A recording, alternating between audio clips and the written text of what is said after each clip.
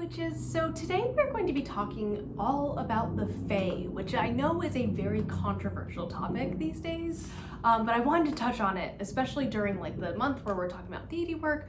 I wanted to kind of touch on spirit work because I know not all witches work with deities, so I wanted to talk about that today.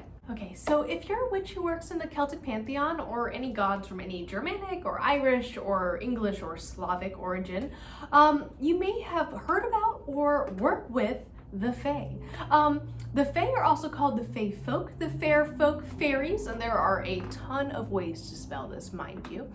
And the Fae are really like spirits or beings in folklore that are prevalent throughout the year, but most active, I guess, during this time of year, so around the time of Beltane, when the veil is thin. And we just passed that last month, so if you are a witch who works with the Fae, you might have worked with the Fae during Beltane, and it's very common for that, especially within those like kind of Celtic, more Western European traditions. Less so with the Norse, but we'll get to that. There are some Fae that Norse witches might be working with. So the origin of the Fae is different depending on what region of the world you're referencing, just like anything within witchcraft or religion in general, right? Or even like just traditions, like here's how I have a mac and cheese recipe versus this person, right? I know it's a weird reference, but that's kind of like the difference, you know, between traditions, right?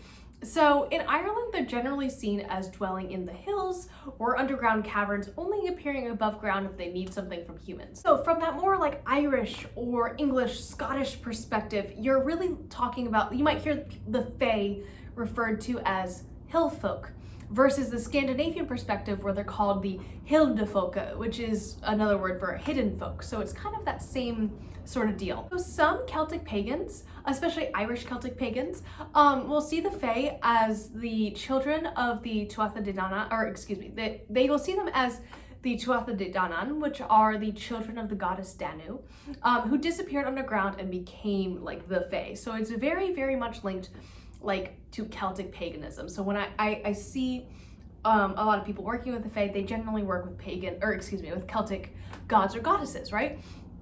Others still, like nymphs or tree spirits, can actually be traced back to minor Greek gods, pagan gods, forest spirits and stuff like that are very much tied to like minor nature deities, like river nymphs and stuff like that. So eventually those like spirits morphed into the Fae when a lot of like Western Europe was Christianized. So a lot of like those old gods became kind of just these minor beings, right? So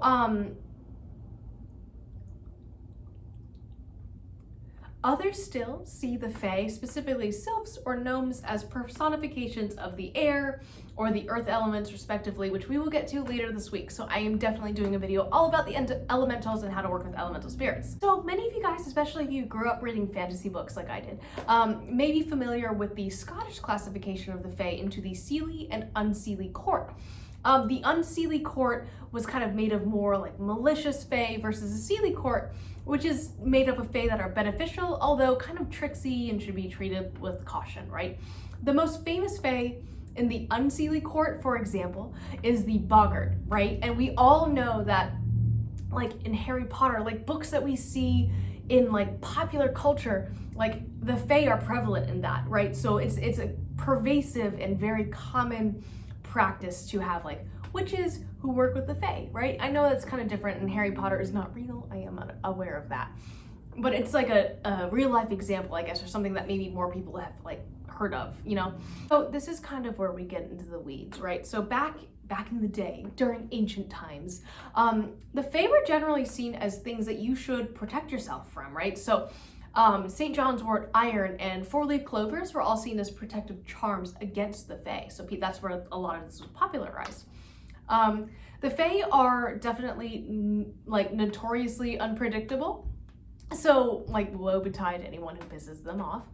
Personally, I tend to treat them with respect, like as if I saw an animal, like if I was out on a hike and I saw like an animal crossing the path, I would just be like, keep a respectful distance, and just like let them go about their business. I'm not going to attempt to interact with them, but I do have respect and will let them go about, you know, their business. So typically they are only known to harm people who disturb a special sight to them or directly insult them. But again, it kind of just depends on the fae that you are working with. So like house fae, like brownies or something like that, which I'm not talking about the delicious dessert or the Girl Scouts who sell delicious desserts. I'm talking about like house spirits or house fae that like will help you within the house, keeping it kind of tidy, finding lost items. You know, they might be a little bit more forgiving. If you accidentally do something that pisses them off, you can leave an offering and they'll come back around because that's kind of their nature, versus something that was a little bit more wild, right? Like out in nature. So there are instances, especially in the past, of fae stealing children or causing like severe harm to people.